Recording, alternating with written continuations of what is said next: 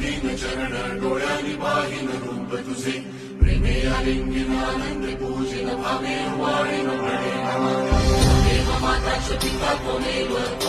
बन्धुश्च सखा त्वमेव विद्याधरं